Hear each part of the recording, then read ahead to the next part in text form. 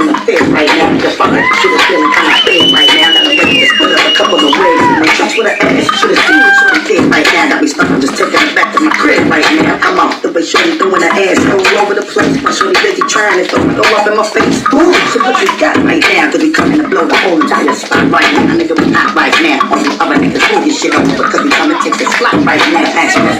What it is right now. Come on. What it is right now. What it is right now. What it is right now. What it is right now. What it is right now.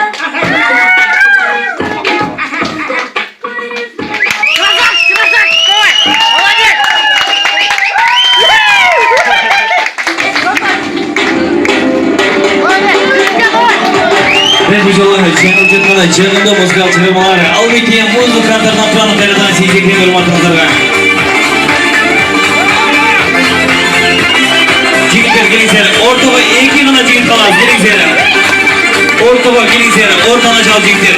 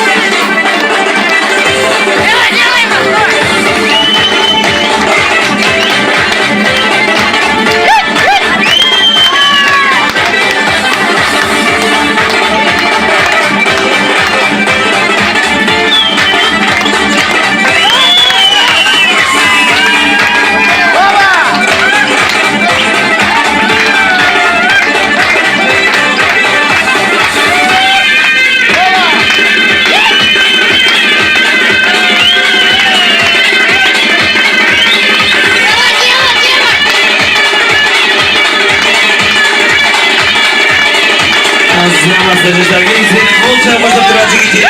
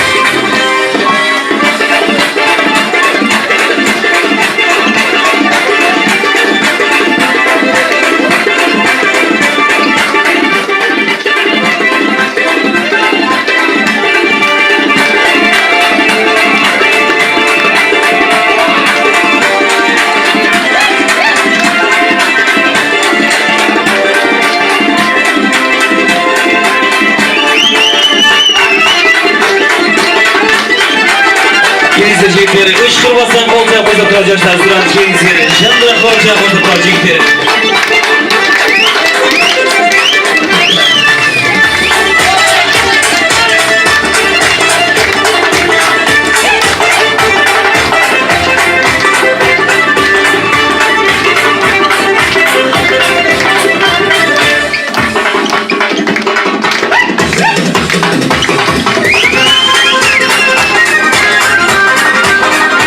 gençler gelin sizlere. Işkırmazdan kolçağı koşturalım.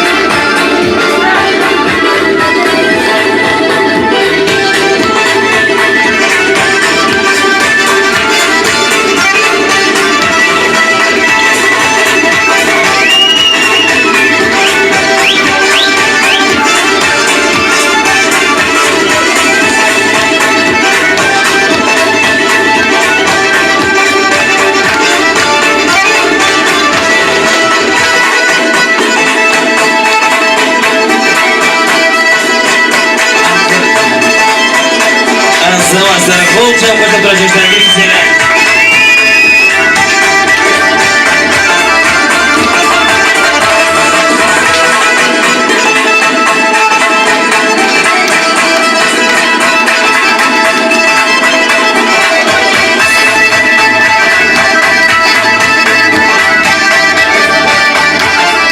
Gelin sizlere karadan sizler için